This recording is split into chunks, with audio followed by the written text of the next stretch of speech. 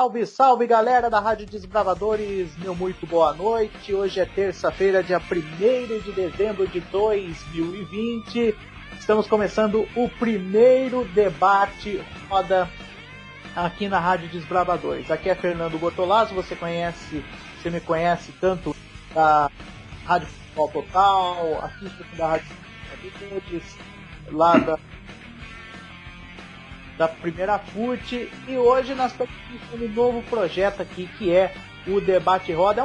O nome Debate Roda já é um nome antigo, já é um projeto antigo. Vocês devem se lembrar quando eu, o André, o ABC, o André Vieira Coelho e o César Augusto participavam com a gente, e agora estamos nessa nova fase. E vocês também conhecem do Bandeira Quadriculada, o meu novo companheiro de programa, um novo companheiro de jornada aqui, que é Rafael Riso, corintiano roxo declarado de Sumaré, membro da Gaviões da Fiel, vai batizar o seu neto de José Ferreira Neto. Boa noite, Rafael Riso. Boa noite, Fernando. Você só está falando isso porque você está a alguns quilômetros de distância da minha residência, né? Se você estivesse perto, o programa não terminava. Ia todo mundo estar fazendo companhia pro Gorgiano no hospital essas horas. Pessoal, muito boa noite. Obrigado mais uma vez pela oportunidade de estar participando do programa com vocês aí da Rádio Desbravadores. Obrigado pelo convite, Fernando. Agradeço de coração. Tirando essa parte aí que ele falou que eu sou corintiano de Sumaré, é tudo ao contrário. Eu sou palmeirense de Campinas, viu, gente? Mas o meu muito boa noite. Lembrando que aqui, gente, esse é um programa... Se você vê mesa redonda, aqui é o mesmo estilo, só que tirando o futebol, que a gente gosta aí muito, eu e o Rafa a gente comenta direto de futebol no grupo do WhatsApp, mas a gente é uma mesa redonda do automobilismo, é a nossa resenha de automobilismo que vamos ter todas as terças-feiras aqui na Rádio Desbravadores. Bom, Rafa, e a gente tem uma estreia de programa bem... explosiva, né? Bota explosiva nisso. Só não é mais explosiva porque o Reilos tá na nossa frente, né? Salvando nós, os guarda-reis. Pois é, rapaz. Grande prêmio do Bahrein. Aliás, o primeiro dos dois grandes prêmios do Bahrein, né? Vamos ter já nesse domingo a corrida no, entre aspas, circuito oval disso aqui, que de oval não tem nada. Não, oval não tem nada. Eu não sei até agora por que os caras falaram, os pilotos falam que aquilo é oval. Gente, não é. Tem 11 curvas. Certo? E no oval, o piloto não reduz de 350 por hora para 70 em primeira marcha. Isso não existe, entendeu? É uma pista rápida que vai ser programada, se não me engano, em 87 voltas. Viu? Pode até me corrigir se eu estiver errado. Mas falam que a estimativa que os pilotos fizeram no simulador é coisa perto de 1 minuto para baixo de 1 minuto, viu? Mas tem que ver se vai ser na prática também, não tem essa, né? Uma coisa é simulador no videogame, outra coisa é no real, né? Pisando no acelerador e indo. Bom, é um anel externo, é um circuito de 11 curvas, quase 3.000 metros, 87 voltas. Se não me falha a memória, na Fórmula 1 moderna é a corrida com o maior número de voltas. Até então era o Grande Prêmio do Pacífico em Aida, no Japão, né Rafa? Apelidado por Nelson Piquet de Circuito Mickey Mouse. E hoje esse circuito teve até alterações hoje no traçado, né? Eu vi um vídeo dele esse tempo atrás, né? Falando como é que estava o circuito, e ele teve bastante alteração, viu, Fer?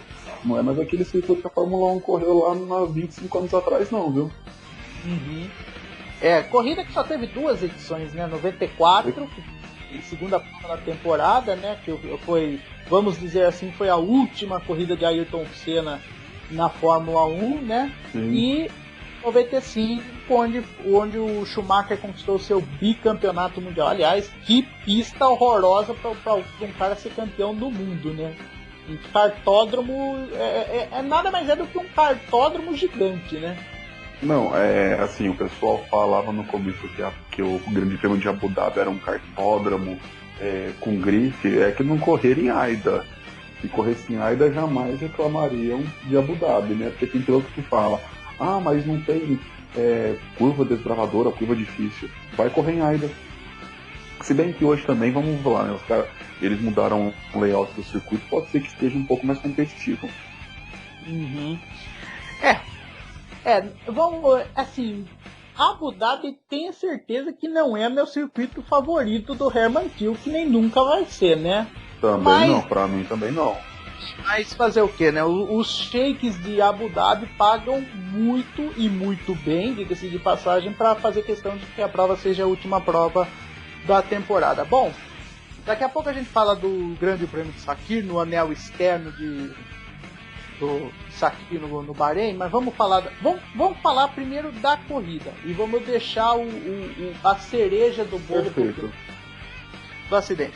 Bom, a corrida não teve muito o que falar, né? Hamilton na pole position, depois do ocorrido teve teve a largada, o Bottas não largou bem novamente. Não largou, ele larga em segundo, na primeira curva, se eu não me engano, ele já estava em sexto. O Alexander Albon passou ele, aí pra mim é desaforo, né? Se você ultrapassando pelo Albon, pra mim já é demais, com todo o respeito. Né? Tinham passado também, se eu não me engano, eu acho que o Lando Norris, o Max Verstappen, eu tava tentando lembrar se o outro que tinha passado ele também. Mas o Bottas tracionou muito mal na largada, mas muito mal. Muito mal mesmo, já vi piloto largando mal, mas o Bottas tá de parabéns. Você tá em segundo, com o carro mais rápido do grid, você cair pra sexto na primeira curva, peraí. Tem alguma... Ele me coisa. Pode ser, olha, saiu uma... Não é que saiu, a gente acendeu um sinal de alerta, foi bom você tocar nesse ponto, mas acendeu um sinal de alerta lá em Spa, quando saiu aquele rádio lá que o Bottas falou, viu? Cadê? Eu preciso de mais potência pro carro. RS, a potência dele. Que na verdade é o KERS, né? Você sabe disso, né? E só trocaram o nome. É o KERS. Eles só tiraram a letra K. Ele falou, viu, eu tô precisando de RS, né, pra atacar o Hamilton. E o engenheiro vai e fala, a gente não pode usar o RS contra o companheiro de equipe. Pelo amor de Deus. Eu acho que se fosse um piloto um calibre de Nelson Piquet, eu acho que se fosse assim, o cara pararia o carro na Rouge, causaria uma bandeira amarela de propósito e fala, amigo, tchau, obrigado, tô quebrando o contrato, eu pago a multa depois, vou pra casa, tá? E risque meu número da agenda do SUS, tá? Tchau. Eu acho que o cara mas faria a mesma coisa, o pior não é isso, Fer. O pior não é isso. O pior é que ele tem um equipamento inferior ao do Hamilton. Por exemplo, você pega a Red Bull, você pega o Alexander Albon e o Max Verstappen. Apesar do Albon ser o segundo piloto, ele tem o mesmo equipamento que o Max tem. Você pega a Ferrari, o Charles Leclerc com o Sebastian Vettel. O Vettel tá andando atrás, mas é o mesmo equipamento. O Bottas não. Então, o Bottas já não tem o mesmo equipamento. Aí não pode usar o RS. Aí é sacanagem, né? Eu acho que isso daí é uma falta de, assim, uma falta de conduta com o piloto da equipe, né? Falta de ética da própria equipe com o piloto. Eu no lugar dele, eu não aceitaria isso, não. Eu não aceitaria, não. Eu ia pra cima. Eu também... que assim, tanto eu quanto o Rafa, a gente é aquele tipo de pessoa que não gosta de levar muito desaforo pra casa, né? A gente é old school, né? A gente viu assim, né, pouco, mas viu Ayrton Senna, eu lembro pouca coisa, mas eu vi, né, você puxa pra trás, você vê Alain Prost, Mansell, Piquet, né? Então você vê que esses caras aí não reduziam a pé pra ninguém, e se deixasse, te jantava. Entendeu? A própria McLaren, né, da nossa época que a gente acompanha, com o David Coulter e com o Mika Hakkinen, o jogo de equipe era só pro final de temporada. Se o Coulter estava em primeiro e o Hakkinen em segundo, era o David Coulter que ia vencer a prova. Se o Hakkinen quisesse ganhar do Coulter, ele tinha que passar no braço. Entendeu? Sim. Então eu acho desnecessário a Mercedes fazer isso, porque a Mercedes tem o melhor carro do grid. Sabe?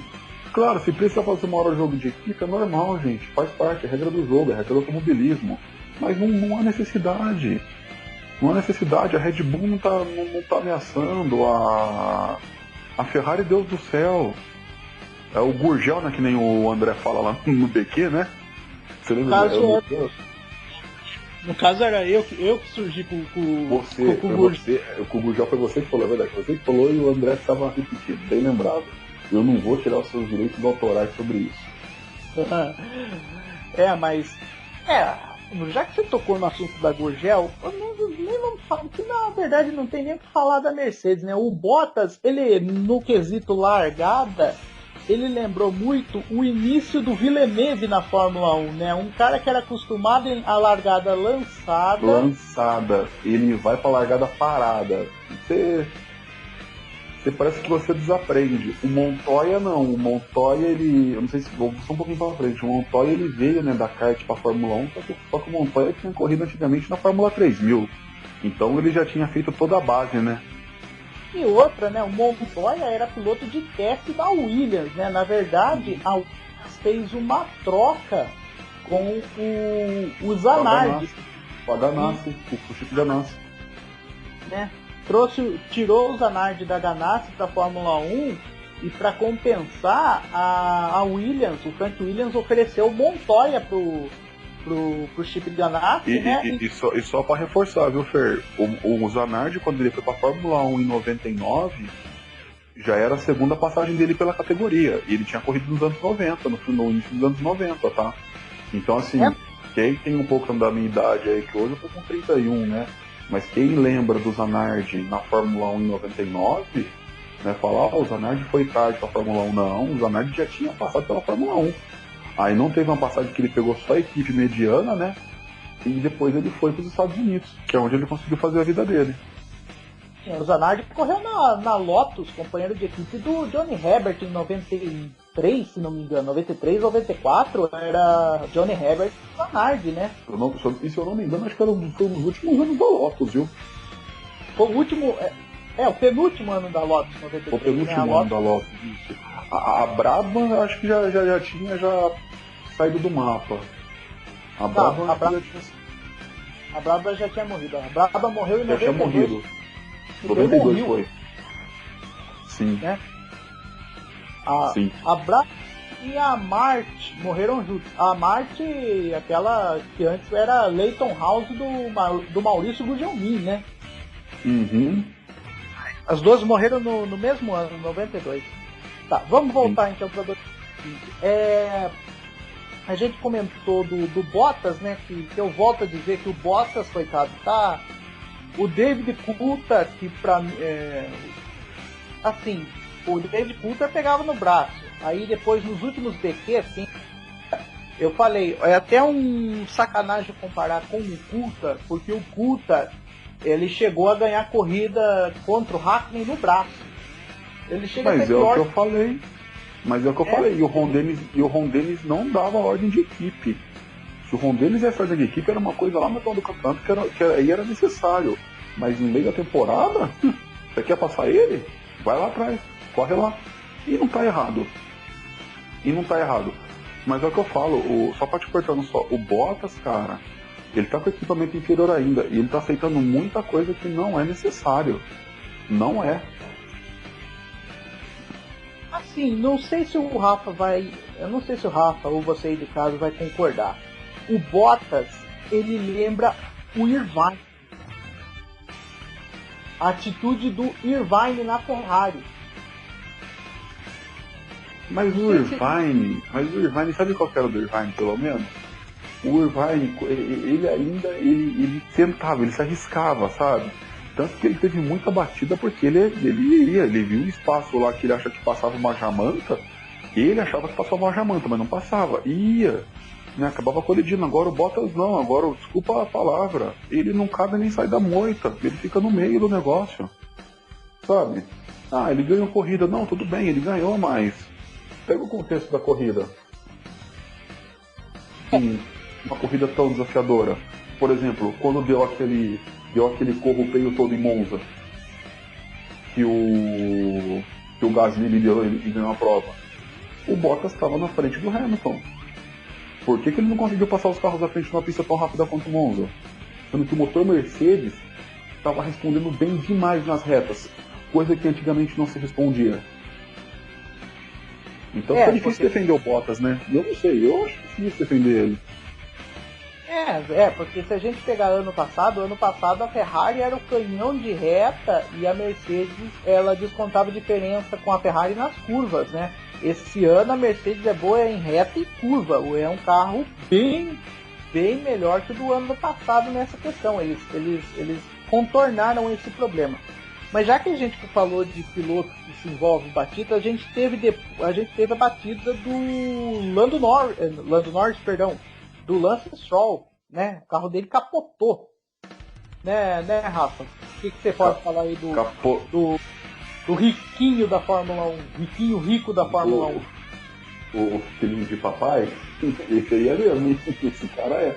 Não, foi uma batida, né, que assim, a gente ficou preocupado até a princípio, né, apesar do carro estar capotado, mas a gente fica preocupado, né, você tem o Santo Antônio, você tem o Halo, né, mas a gente fica preocupado, mas graças a Deus não aconteceu nada de grave com ele, graças a Deus mais não aconteceu nada de grave com o Romain Grosjean, mas o Stroll gosta também de dar um zerrinho também, né, ele gosta, né.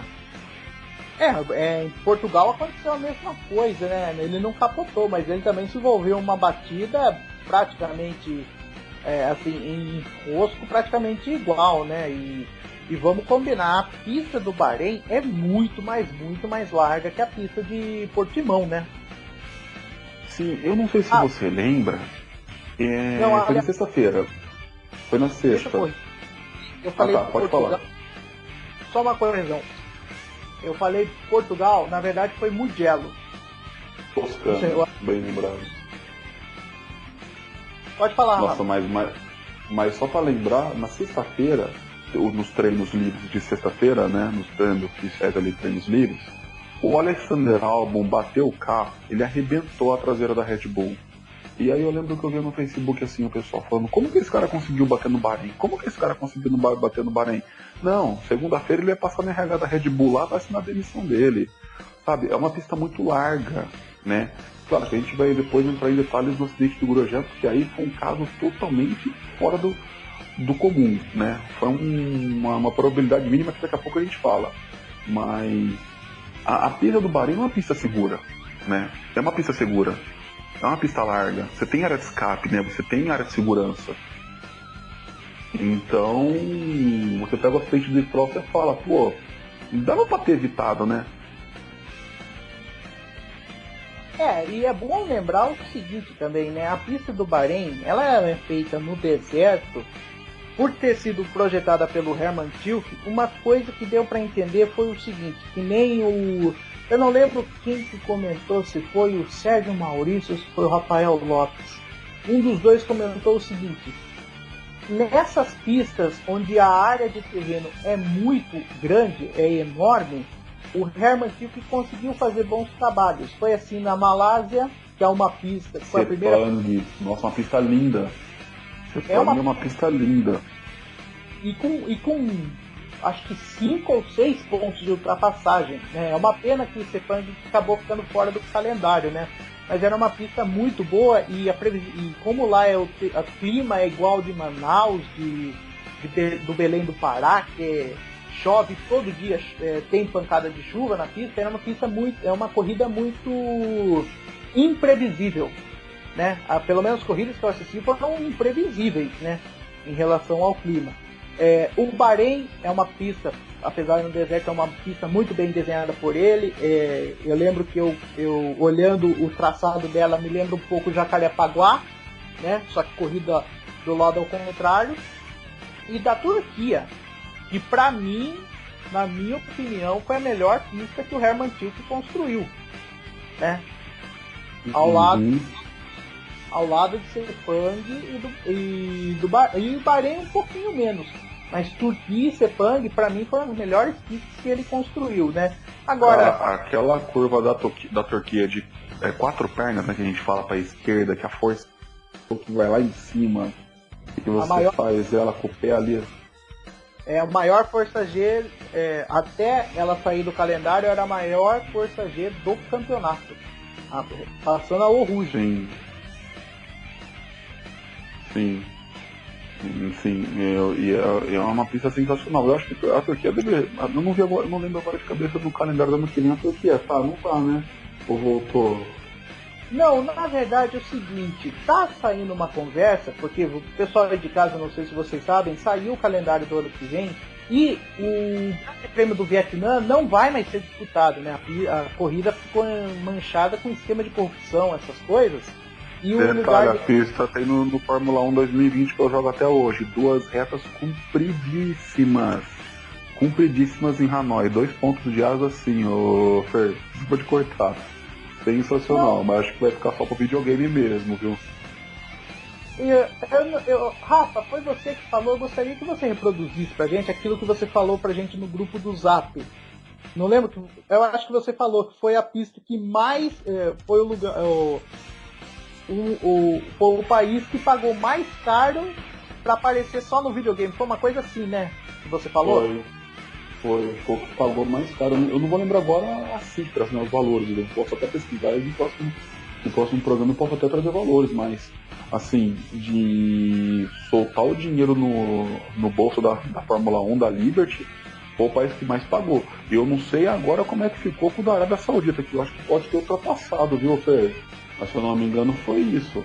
E a pista em si é uma pista com 2 retas compridas, curvas assim fechadas, não tem curva de alta. E é uma pista interessante até. Mas vai ficar só pro videogame, né? A gente não vai ver a Fórmula 1 correr lá nunca mais. Pode até aparecer, mas não agora. Não, mas igual você falou, foi...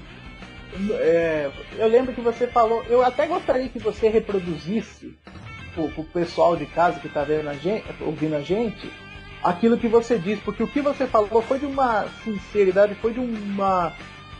vamos dizer assim, de uma veracidade tão profunda que eu gostaria que o pessoal de casa ouvisse, porque foi a mais absoluta verdade. Não sei se você lembra do contexto que você falou. Sobre qual você fala? Sobre a pista? Você falou o seguinte, saiu a notícia, eu lembro que você falou assim, o seguinte: olha, pela primeira vez eu consegui ver uma organização de grande prêmio pagar tão caro por uma pista. Foi. Eu acho que esse dia eu tava falando, nem o André tava falando no grupo lá do WhatsApp. Eu falei assim, eu nunca vi isso, gente. Ah, verdade, foi quando saiu o calendário, agora que eu tô lembrando aqui. Saiu o calendário e a gente não viu a pista de Hanoi. Aí eu peguei e falei assim, gente, eu não acredito que os caras pagaram uma nota preta pra aparecer só no videogame. Né? E eu lembro que foi bem numa época que os pilotos da Fórmula 1 estavam reclamando desse anel externo de Sakir. Tanto que eu falei assim, pô, os caras reclamam tanto, mas Hanoi os negros iam ficar o pé embaixo em 2 retas, ninguém ia reclamar. Foi isso que eu tinha dito. Isso. Se não me engano, pra 8 segundos de pé embaixo. Assim, né? Nas 2 retas, uma coisa assim. Sim, não, é pé embaixo. Só que você tá, por exemplo, é que eu não tenho muito acerto do carro ainda, mas eu pegava mesmo a própria Red Bull, eu tava 335, 340 por hora, eu acho que no Fórmula 1, eu acho que no veículo real é maior. Você tava 350, você reduz para 60 km. E não é uma chicane igual a Monza é. Não, é uma curva fechada. É uma ferradura, sabe? Se você perder o ponto da freada, você vai reto. Sabe? Eu queria ter visto essa pista na vida real da Fórmula 1 mesmo, mas vai ficar só pro videogame, porque eu acho que seria uma baita corrida interessante, né? Mas uma outra pista também que eu vi no videogame esse ano, que vai ter só no que vem, é de Zandvoort. A de Zandvoort, pelo amor de Deus, ali é sensacional. Se prepare para fortes emoções. Uma pista de alta velocidade, altíssima velocidade, viu? Muito ponto de alta. Ainda mais que conseguiram fazer a curva panorama com a inclinação dos circuitos ovais, né? Igual era a antiga curva 1 no circuito de Indianápolis, né? E transformaram a panorama uma curva inclinada. Não, mas é a última curva, era igual a Indianápolis, né? Indianápolis você vinha na última curva, você vinha pelo oval e caía na reta do circuito. Que você passava pela reta dos tijolinhos, né? O Zandvoort também, você vem e é até cravado embaixo. E eu posso até estar errado, mas a inclinação da última curva do Zandvoort para você entrar na reta, ela é um pouco mais inclinada do que a de Indianápolis. O Indianápolis é 8 graus. É 8 graus de inclinação. é 8 ou 11 graus. Zandvoort mais. Eu preciso até pesquisar depois, mas a inclinação da curva, dessa última curva, para você entrar para a reta principal, é bem maior. É uma inclinação bem maior. E outra, se um carro estiver vindo no vácuo, como é que eu gosto de falar, chutado, você pode ter certeza que o cara vai pegar ele no final da curva, não pode nem no final da reta. Porque ele já vem no vácuo, ele já vem chutado. E aí ele abre a asa móvel, porque a asa móvel você só vai abrir na reta, você não abre nessa curva de alta. O cara já passa rapidinho. Uhum. Promete ser muito. E lembrando que outra, né? A Panorama agora, ela tá inclinada e é o muro, né? Não tem a distância, é direto, se errar ali, bate no muro igual em circuito oval. Vai ser... o Grande Prêmio da Holanda vai prometer muito pro ano que vem. E no lugar do Grande Prêmio do Vietnã vamos ter uma corrida vaga, né? Estão se falando em Mugello. A Arábia Saudita já estava certo já também o calendário, né? Isso, a Arábia Saudita vai ficar entre o GP do Brasil, que na verdade vai se chamar ano que vem GP de São Paulo. Não sei por que frescura, mas...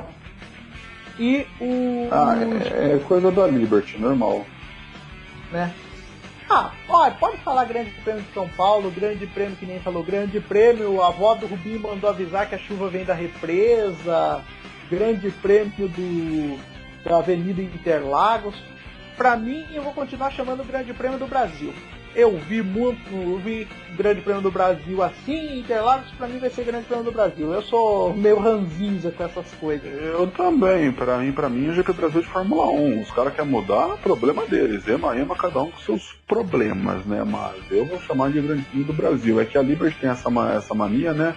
E ainda mais por conta de nos Estados Unidos já os caras terem GP de Dallas, GP do Meio Oeste, GP de Long Beach que correu na Indy, depois você deve lembrar melhor do que eu até, né?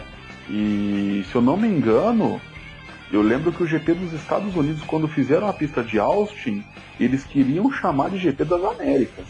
Eu não sei porque não foi colocado esse nome. Você lembra dessa? Lembro sim. Não quiseram por conta do Bernie Eccleston. Bernie Eccleston, ele deixou bem... Porque pelos organizadores da prova era para ser GP das Américas. Era isso, né? Porque a Fórmula 1, por ser de berço europeu e por ser um campeonato mundial, o Bernie Eccleston sempre proclama assim: a gente é a principal categoria do automobilismo. Por que vamos regionalizar uma coisa se o nosso campeonato é mundial? Nós vamos fazer o Grande Prêmio com o nome dos países. Grande Prêmio dos Estados Unidos, Grande Prêmio da Inglaterra, Grande Prêmio do Brasil, Grande Prêmio da Itália. Isso aqui é um exemplo mais ainda. Grande Prêmio da Emília-Romagna. Pra mim era Grande Prêmio de San Marino. Não dá, por mais que os caras Emília não, é San Marino. San Marino. Mas não era. Eu também, acho que meu pai ou minha mãe perguntou que corrida você tá assistindo. Eu acabei soltando Grande Prêmio de San Marino em Imola. Não, eu lembro, eu tava nesse dia na casa da minha mãe e minha mãe falou, mas foi aí que o Senna morreu? Eu falei, foi. E minha mãe falou, até minha mãe disse, mas não era esse nome. Eu falei, não. Eles mudaram, mas era por conta da organização da prova, né? Tinha uma organização chamada San Marino e a outra chamada de Emília-Romagna, mas o circuito é o mesmo. Eu chamei de Grande Prêmio de San Marino, também só conheço como Grande Prêmio de San Marino, né? Então... Eu também. E olha que Imola, né, que fica próximo de Bolonha, nem San Marino é. San Marino fica próximo, mas não é San Marino, né? Eu só sei que eu conheço Imola como Grande Prêmio de San Marino e que tradicionalmente a corrida de Imola era a corrida no quintal da Ferrari, porque de Imola até Maranello, acho que se não me engano é 15 quilômetros, uma coisa assim, né? O nome do circuito é Circuito Enzo Dino Ferrari. O nome do circuito é Enzo Dino Ferrari. Né? Tanto que eu lembro que quando os caras falavam a próxima corrida na casa da Ferrari, GP de San Marino, mas nem é Mugello, né? Que é na região da Toscana. É que a Ferrari comprou aquele circuito, né? O circuito de Mugello pertence à Ferrari. Deixa eu saber dessa história. Ou pertenceu, eu não lembro agora também. Eu não sei se ele pertence ou pertenceu, mas era os caras. Sim, é assim, a pista de Imola, ela não mas ela ganhou esse apelido Quintal da Ferrari porque era a pista mais próxima da fábrica de Maranello, né? A Ferrari sempre usava essa pista para testar tanto modelo de rua quanto modelos de corrida. Mugello, eles compraram, acho que nos anos 90 eles compraram a pista de Mugello para fazer esses testes, que aí atualmente eles estão falando casa da Ferrari, por ser de propriedade da Ferrari, mas pela proximidade, pela história, historicamente o quintal da Ferrari é Imola. Tá. Sim. Bom, vamos lá.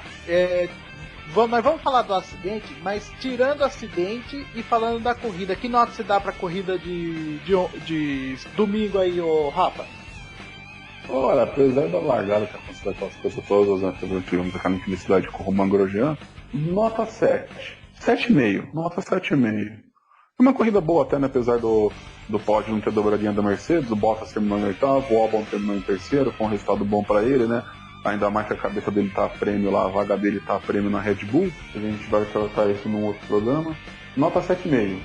E você? Bom, eu acho que eu vou junto com você. Não foi uma corrida assim tão monótona, mas também não foi aquele esplendor. Acho que um 7,5 tá de bom tamanho pra prova. E você aí de casa pode dar a sua nota para esse grande prêmio do Bahrein. Agora sim, vamos falar daquele que, na minha opinião, eu que vou para, vamos dizer assim, acompanha assiduamente Fórmula 1, assiduamente eu tô falando, seguido, se não me falha a memória, desde 2001, 2002, então já vou para 20 anos. Eu tô mais que você. Eu tô desde 96, aí desde os meus 7 anos, eu tô um pouquinho mais. Assim, apesar de eu assistir corridas, acho que desde 96, 97, eu assisti, mas eu assistia de forma esporádica, né? Eu comecei assistindo Fórmula Indy, eu já contei essa história. Comecei assistindo Indy, depois eu fui pra Fórmula 1.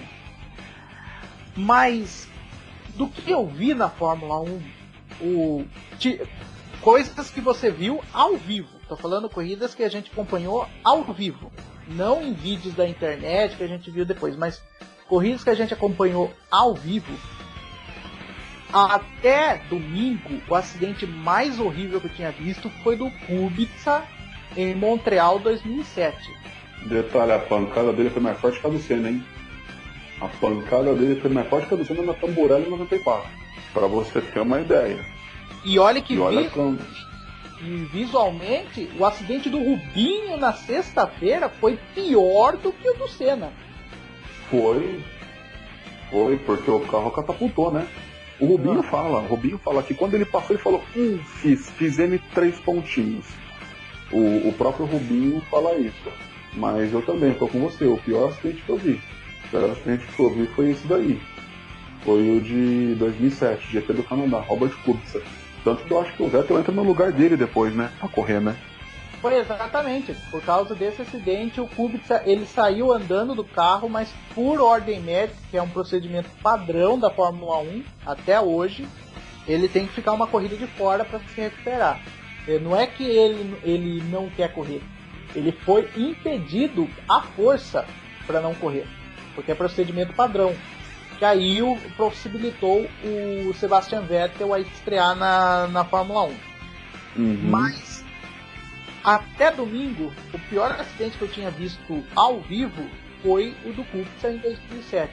Até domingo, quando eu vi o carro do Romain Grosjean atravessar um guardrail e explodir, sem brincadeira, Rafa, parece que eu tava assistindo uma corrida dos anos 70.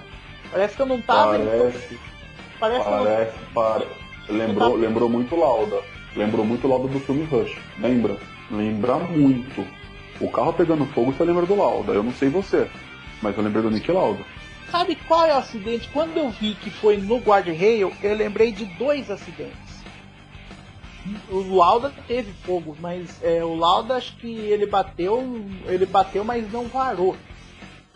Eu lembrei do François Sever em 73, que não teve explosão, mas ele foi degolado pelo rail. E o carro não explodiu. Sabe qual acidente que eu lembrei? Do Ronnie Peterson, em Monza. O carro dele virou uma bola de fogo. Também, que o pessoal foi atrás, ele apaga no carro e morre. Então. Porque... Teve um também, eu acho que foi no Canadá, não vou lembrar o ano, Ricardo Paletti. 82.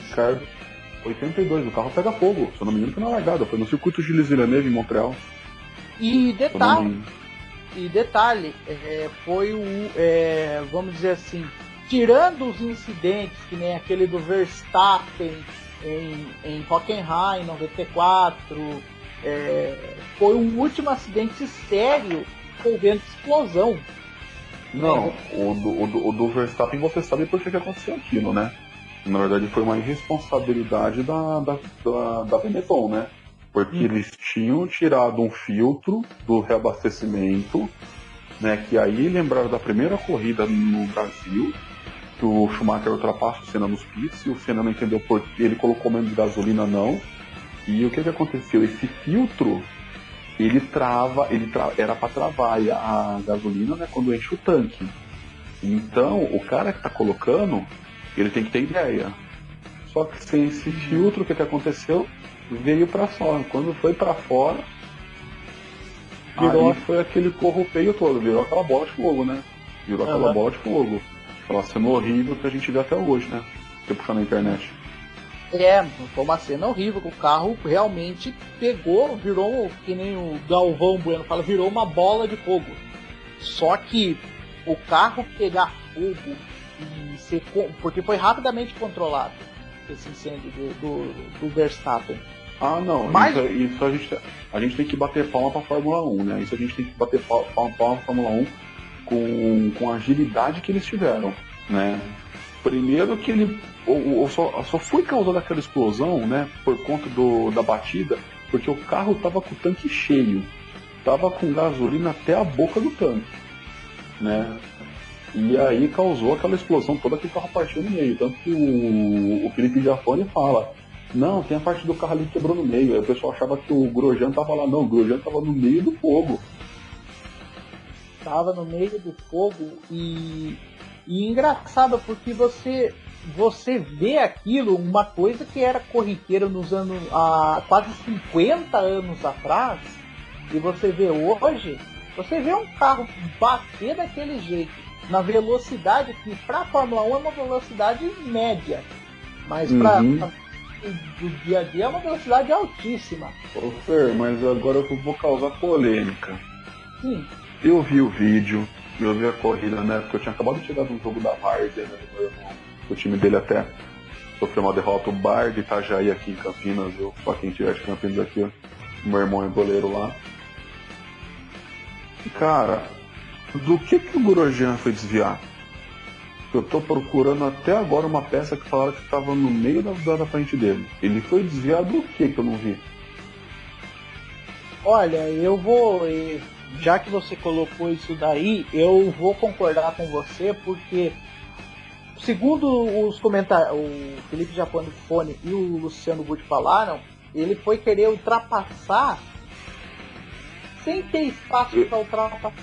Porque tava ainda... Ele foi querer ultrapassar, sendo que você tem meio carro do Kvyat ainda no meio do seu. Como é que você vai fazer? Como é que você vai conquistar uma ultrapassagem dessa? Ele acha que o Kvyat ia maneirar, falar, não, eu vou tirar o pé de boa. Ah, por favor, né? E aí eu vou além. O Ross Brown disse que está fazendo uma investigação criteriosa, né, por conta da explosão, para ver o que pode melhorar. Para mim, o Grosjean, ou ele tem que tomar uma corrida de punição, ou ele tem que ser multado. Ele tá bem, graças a Deus não morreu, sofreu queimadura, sofreu. Agora vamos levar o pé da letra. Você fez aquele movimento por quê? Então, e é bom como é que você me vê meio carro ali e você fala, acho que dá para passar? Não tem cabimento.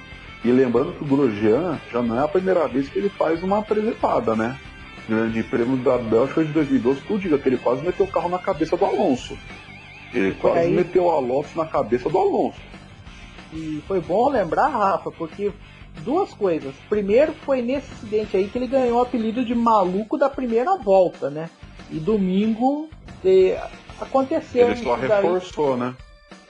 E outra, tem três, né? Segundo, ele é o presidente da Associação de Pilotos. Ele é o presidente da associação. Não, porque assim, cara, o pessoal de casa, vocês não têm ideia. Quem tem habilitação, né, carteira de motorista, ou também quem não tem, sabe dirigir, né, mas por favor, tirem sua habilitação, pelo amor de Deus, né. Vocês sabem que não dá pra fazer uma ultrapassagem dessa no trânsito. Imagina numa pista de corrida. O que esse cara vai fazer? Entendeu? Ele não olhou pro lado. O que ele viu? Aí falaram, ele viu uma peça que soltou de um carro. Fernando, não sei você, eu vi o vídeo umas 4, 5 vezes. Eu falei, gente, ele foi desviado do que aqui? Não tinha peça. Igual aconteceu com o Felipe Massa lá na GP da Hungria lá de 2009, né? Mas aquela foi uma fatalidade. E vamos bater palmas para o Halo, porque o Halo salvou a vida dele. Que o guarda-rei ia ser uma guilhotina em cima dele. Eu posso falar que se não fosse o Halo, eu acho que se nós não tivéssemos o Halo, eu acho que nós estaríamos comentando a morte de mais um piloto na Fórmula 1, né? Felizmente, graças a Deus, o Halo tá... eu falo porque, primeiro, eu acredito em Deus. Eu também. Eu acredito que foi a mão de Deus que o protegeu. Porque se é uma coisa que acontece, como eu falei, há 50 anos atrás, se você virar um acidente, você fala, putz, o cara morreu. Fer, você quer um exemplo mais simples? Quando o Senna faleceu, a batida não foi tão forte. Ele deu azar porque pegou a barra de suspensão, pegou no lugar que não era pra ter pego. 2 dedos pra cima e ele tava vivo, só tava com corte, com a cicatriz até hoje na testa. E se o Halo tivesse em 94, essa barra de suspensão não ia parar na cabeça do Senna. Não, se o Halo tivesse em 2009, o Felipe Massa não tava com uma mola na cabeça. E eu acho que o único acidente que o Halo não evitaria, que foi comprovado, foi o do Jules Bianchi. Que aí não teve o que fazer. Por causa que o que matou o Bianchi foi a força G, não foi a desaceleração. O trator ali. E foi bom lembrar de um outro detalhe, um outro acidente que teria sido evitado é o da Maria de Vidiota, em 2012. Verdade, 2012 ela estava na pista de teste, verdade, ela perdeu um olho. Perdeu um olho fazendo teste pela Marúcia, pela Menor. E morreu um ano depois. Exatamente, por conta desse acidente, né? Então, olha só quantas vidas poderia ter salvo, vamos dizer assim, o Felipe Massa de um acidente feio, o Senna, o Ratzenberger também sobreviveria também. O Rubinho, eu acho que ele não morreria por 6 minutos, né? Que nem ele fala que ele morreu por 6 minutos e voltou a vida. O Rubinho tem que ver certinho, mas o Ratzenberger eu acho que sobreviveria também, viu, Fer? Isso que a gente tá lembrando agora, né? É bom lembrar que o Ratzenberger não foi bem por causa do Halo, por causa do Halo. Foi por conta do cockpit do carro. É visível que o cockpit do carro dele, da Sintec dele, se rachou no meio. Né? Rachou o cockpit do carro dele. Você quer ver um cara também que rachou no meio, igual o carro do Grosjean, e ele estava estirado na pista? Martin Dolley, GP 90. Da Espanha, treino oficial 90. A logo que parte no meio, o cara tá lá deitado no chão, e o carro tá lá do outro lado pegando fogo. Detalhe, o carro do... Não pegou fogo o carro do Donnelly. O carro dele só que quebrou. Só partiu no meio, mas... E o engraçado é que o tanque de combustível ficou intacto. E naquela época não tinha reabastecimento. se o carro atingisse se o acidente acertasse aquele tanque, ia ser igual ao do Grosjean. Ia explodir o carro. O Berg na Tamborello em 89, foi? Foi em 89? Foi 89, ele tava na Ferrari. O Berg na Tamborello pegou fogo, só que ele conseguiu escapar. A segurança hoje, em vista do que era antigamente, né? Tá muito mais. E o tempo de resgate também, né?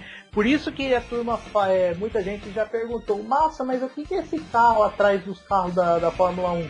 É o carro médico, exatamente, que sempre na primeira volta saem os carros e atrás dos carros fica o carro médico que anda uma volta Tanto na que, pista. se você prestar atenção, ele continua e vai. Ele continua e vai. Porque ele sai logo depois daquela reta. Se você prestar atenção no vídeo da batida na câmera de frente, quando o Grosjean escapa e arrebenta o carro tá apontado lá atrás. E ele continua vindo. Aí ele vem e vai direto no acidente, já para. E vai direto no acidente, o pessoal vem, já quem estava perto já vem com o extintor.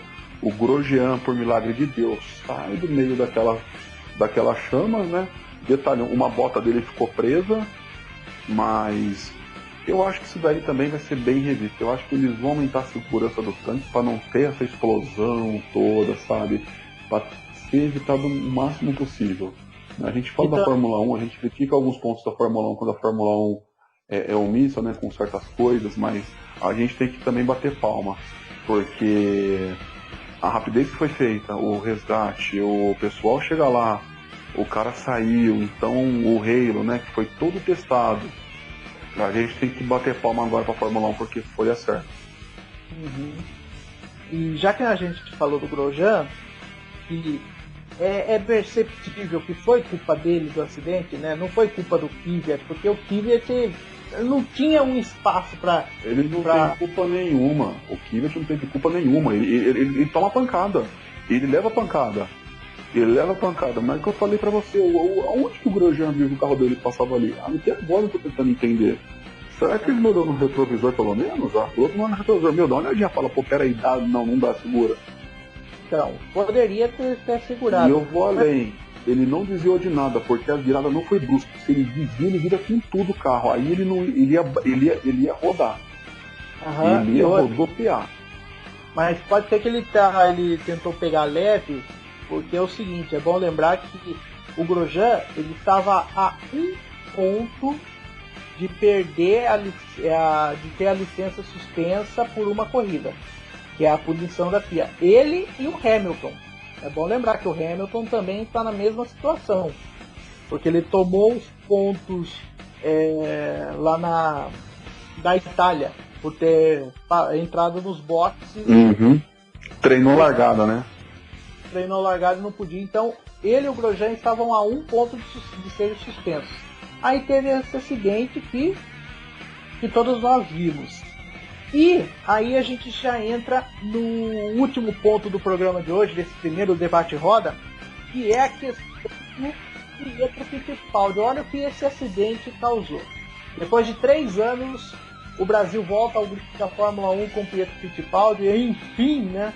Apesar de uma situação que ninguém gostaria que acontecesse, né? A gente gostaria de ver o Brasil entrando na raça, entrando a raça, entendeu? Ou pelo menos isso, mas por ter feito o campeonato de base e tudo, mas o Pietro Fittipaldi vai entrar na próxima corrida no Grande Prêmio substituindo o Grosjean por ordens médicas. Eu acho que o Grosjean não volta mais a temporada não, viu, Fer? Eu acho que o ciclo do Fórmula 1 do Grosjean acho que acabou. Eu acho que o Pietro vai fazer essas 2 últimas corridas e... Eu também acho que vai fazer as 2 últimas corridas porque ele teve queimaduras na mão, né? Eu acho que foi de 2º grau. E também vai ser feita uma investigação sobre o acidente. Se for comprovado que ele foi erro dele, ele vai tomar mais uma corrida de punição. Eu acho que vai. Porque poderia ter sido bem pior. Ele poderia ter perdido a vida nisso. Então eu acho que o Pietro participa dessas 2 últimas corridas. Certo. Bom, agora vamos falar do Pietro, né? O Pietro que tá batendo na porta da Fórmula 1 já há pelo menos 3 temporadas, né, Rafa? Sim, piloto da academia da Ferrari, vale lembrar. Ele, o irmão dele, que é o Enzo, que tá na Fórmula 2, né, Fer? O Enzo já tá na 2 já, né? 4. Oi? O Enzo tá na Fórmula 4 italiana. Fórmula 4 italiana, verdade. Ah não, quem tá na Fórmula 2 é o filho do Jean Alesi, o Juliano Alesi. Verdade, agora que eu lembrei. Estava também, né? Fraquinho, viu? O Juliano Alesi é fraquinho. O pai dele dá um cacete nele. Então. E assim, o Pietro ele vai ter a oportunidade dele, né? Eu tava até falando com vocês hoje pela manhã, né? Sobre a oportunidade que ele tem, se ele conseguir um bom resultado, pode ser que ele use isso como respaldo para 2021, né? Para tentar almejar uma vaga no cockpit da Haas. E vamos aguardar, cara. Tá na mão dele. Ele dá uma oportunidade de ouro.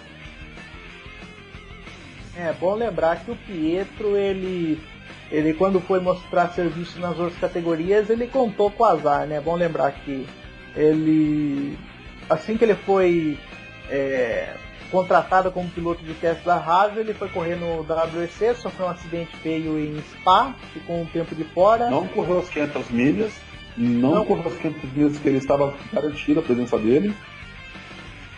O único oval que ele correu, acho que foi em 2018, foi ano retrasado, né? E foi ano retrasado, foi um pouco quando ele se envolveu no acidente do Robert Wickens, né? Aliás, acidente esse que deixou... Nossa, que acidente feio. E esse acidente também foi feio também. Assim, que eu falo que você, da Índia, esse dois pontos mais feios que eu vi. Só perde pro Greg Moore também, em 99. Não, da Índia, se a gente for fazer uns que eu lembro aí, tem coisa feia. Mas a gente deixa pra outro dia.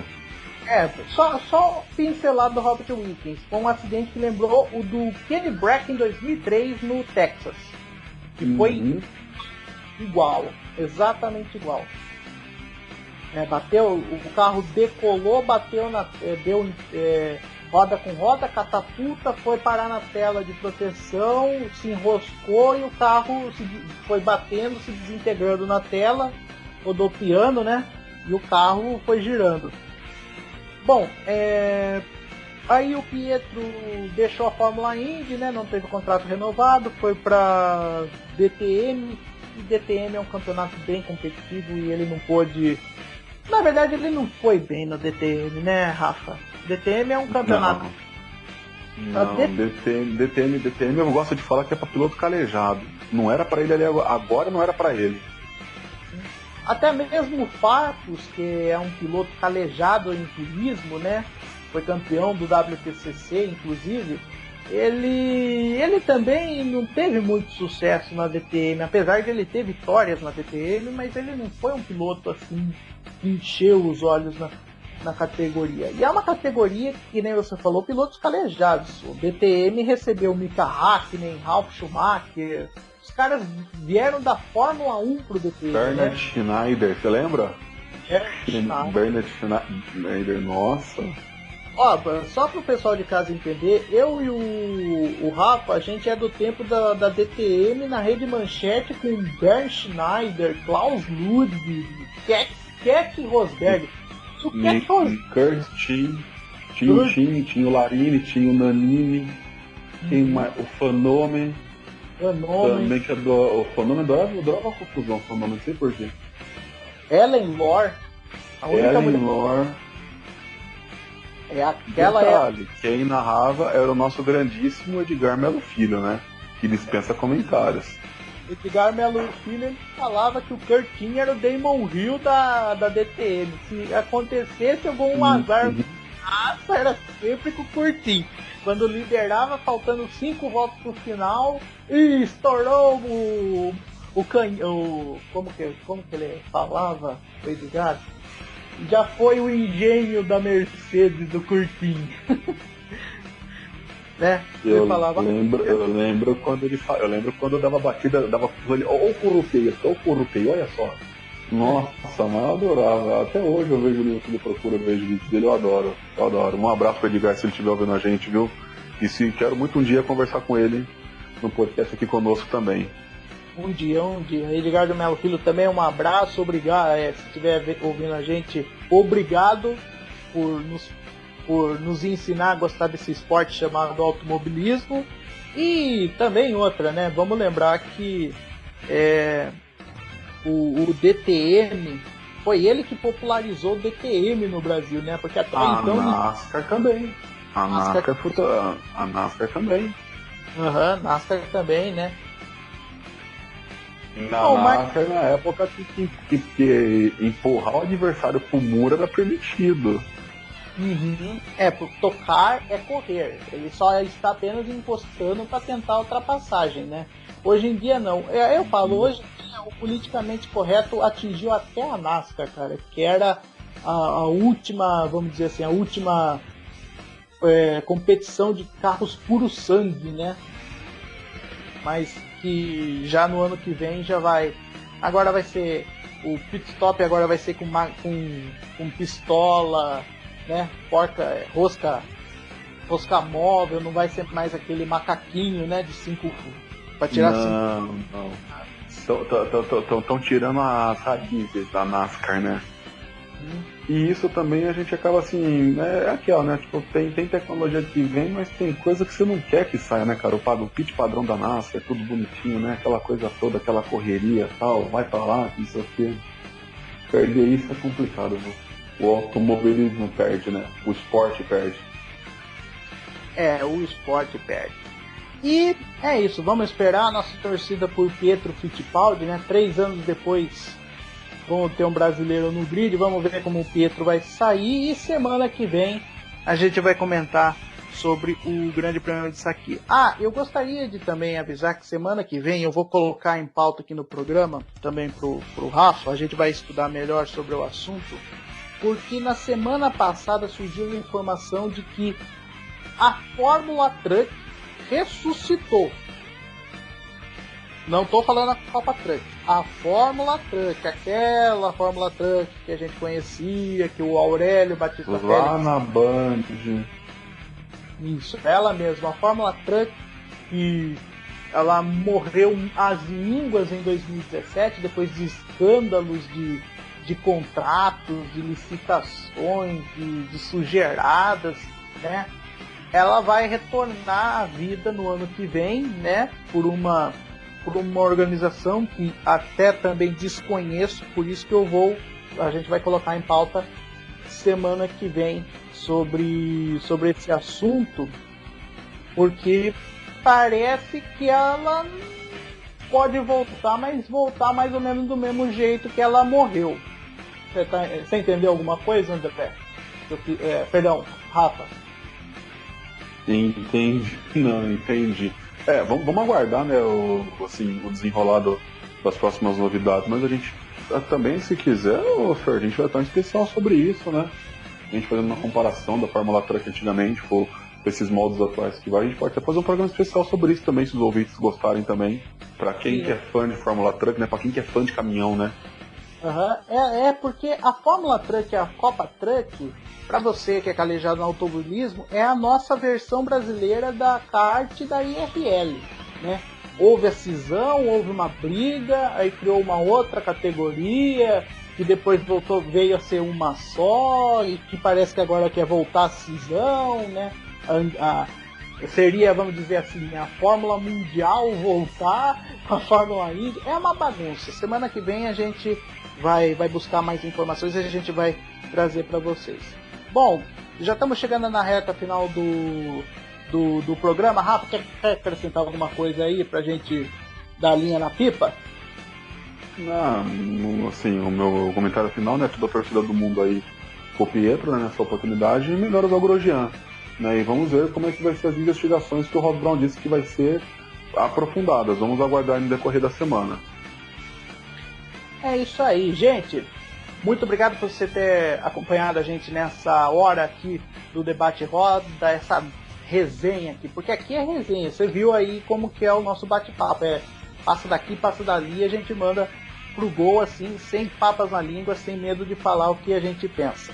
Bom, gente, muito obrigado, uma ótima terça-feira para vocês aí. Fique com a gente aqui na Rádio Desbravadores, aqui no Debate Roda. Forte abraço, gente. Tchau, tchau. Até a próxima. Tchau, tchau, tchau.